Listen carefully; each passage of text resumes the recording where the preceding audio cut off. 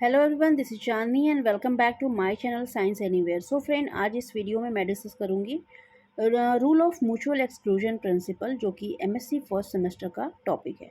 ठीक है, इस कंटेंट को मैंने एक शॉर्ट्स में डाला था अपने वीडियो, मतलब अपने चैनल पर। तो कुछ कमेंट आए थे कि ये मुझे क्लियर नहीं हो रहा है, क्लियर नहीं है। ठीक है, तो इसलिए मैं इसको फिर से ये एक्सप्लेन करने जा रही हूँ। ठीक है, तो आप देखो, म्यूचुअल एक्सक्लूजन प्रिंसिपल जो होता है ना, यहाँ पे क्या है, म्यूचुअल एक्सक्लूजन है सेंटर ऑफ सिमेट्री। ठीक है, सेंटर ऑफ सिमेट्री। तो सेंटर ऑफ सिमेट्री का मतलब समझते हो आप, जैसे कि एग्जांपल ले लो कार्बन डाइऑक्साइड का। यहाँ पे मैंने एग्जांपल लिया है कार्बन डाइऑक्साइड का। ठीक है ना, तो कार्बन डाइऑक्साइड में आप यहाँ पे देख सकते हो कि दोनों साइड में, ये लेफ्ट साइड राइट साइड, जो भी दोनों साइड है, अगर हमें सेम मॉलिक्यूल मिल रहे हैं, ठीक है, तो ये जो सेंटर होगा वो सेंटर ऑफ सिमेट्री होगा। ठीक है ना, सेंटर ऑफ सिमेट्री होगा। तो कार्बन डाइऑक्साइड क्या है, सेंटर ऑफ सिमेट्री यहाँ पे एग्जांपल है।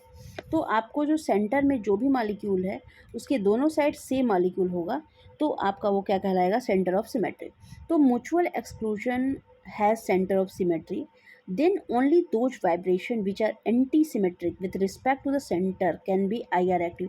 सिंपल सा आप एक चीज़ बात समझिए, जो वाइब्रेशन होता है किसी भी मॉलिक्यूल में, क्या होता है जब हम उसको रेडिएशन उस पर इंटेक करता है, तो वो उसमें वाइब्रेशन होता है मॉलिक्यूल्स में। ठीक है, तो जो वो वाइब्रेशन होगा, या तो वो IR एक्टिव होगा या रमन इनएक्टिव होगा। मतलब जस्ट अपोजिट, अगर वाइब्रेशन किसी भी मॉलिक्यूल में हो रहा है, ठीक है, किसी भी मॉलिक्यूल में अगर वाइब्रेशन हो रहा है, तो इसका मतलब ये है कि वो अगर इंफ्रारेड एक्टिव है, ठीक है, तो जस्ट अपोजिट होगा रमन का। रमन क्या होगा, रमन इनएक्टिव हो जाएगा। ठीक है, अगर IR एक्टिव है तो रमन क्या हो जाएगा, इनएक्टिव हो जाएगा। यही जस्ट अपोजिट आपको इसमें समझना है म्यूचुअल एक्सक्लूजन प्रिंसिपल में।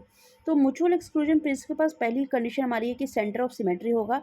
उसमें क्या है, वो वाइब्रेशन जो कि एंटी सिमेट्रिक होते हैं respect to centre of symmetry, तो वो क्या होंगे, IR एक्टिव हो जाएंगे। अगर IR एक्टिव हो जाएगा, और उसके बाद क्या बोल रहा है, तो इस कंडीशन में यहाँ पे IR एक्टिव है तो मतलब रमन इनएक्टिव होगा एंटी सिमेट्रिक कंडीशन में।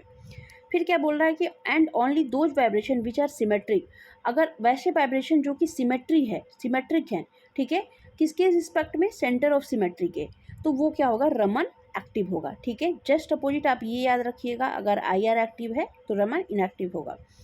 यही प्रिंसिपल हमें ये बताता है कि ये rule also state that if a molecule है centre of symmetry then Raman active vibration are IR inactive and vice versa. मैंने आपको बताया कि ये रूल जो है वो भी ये भी बता रहा है कि अगर मॉलिक्यूल के पास सेंटर ऑफ सिमेट्री है तो वो क्या होगा, रमन एक्टिव होगा, वाइब्रेशन R, और जो वाइब्रेशन हो गए IR इनएक्टिव हो गए। ठीक है, जस्ट इसका अपोजिट हो जाएगा। अगर वाइब्रेशन IR इनएक्टिव है तो रमन क्या हो जाएगा, एक्टिव हो जाएगा।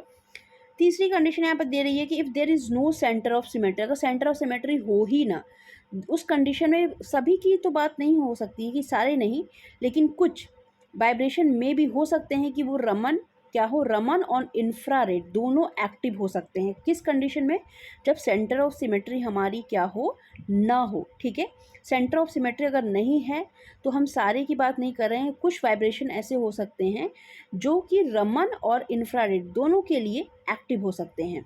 और हम लोगों ने जो पहले डिस्कस किया कि जो म्यूचुअल एक्सक्लूजन प्रिंसिपल है, उसमें जो सेंटर ऑफ सिमेट्री होगा वो वाइब्रेशन, उसी वाइब्रेशन के लिए जो एंटी सिमेट्रिक है, ठीक है, उसमें सेंटर ऑफ सिमेट्री के रिस्पेक्ट में IR एक्टिव होगा, और वैसे वाइब्रेशन जो कि सिमेट्रिक होंगे और सेंटर ऑफ सिमेट्री के रिस्पेक्ट में वो क्या होंगे, रमन एक्टिव होंगे। ठीक है, जस्ट उल्टा। तो बस यही छोटा सा एग्जांपल है, आप कार्बन डाइऑक्साइड का एग्जांपल ले सकते हो सेंटर ऑफ सिमेट्री को समझने के लिए। सेंटर ऑफ सिमेट्री का मतलब होता है कि किसी भी मॉलिक्यूल के लेफ्ट और राइट साइड में, दोनों साइड में क्या हो, सेम मॉलिक्यूल हो, तो वो आपका क्या कहलाता है, सेंटर ऑफ सिमेट्री कहलाता है। तो आई होप ये प्रिंसिपल आपको समझ में आया होगा। ठीक है, थैंक यू सो मच। अगर कोई भी और भी टॉपिक आपको समझना हो, अगर आप समझ नहीं पा रहे हो, तो आप मुझे कमेंट बॉक्स में टॉपिक का नाम टाइप कर सकते हो। मैं उस टॉपिक को कोशिश करूँगी कि आपके सामने वो एक्सप्लेन कर सकूँ और आपको समझ में आ सके। थैंक यू सो मच, और मिलते हैं नेक्स्ट वीडियो में नेक्स्ट कंटेंट के साथ। Thank you so much.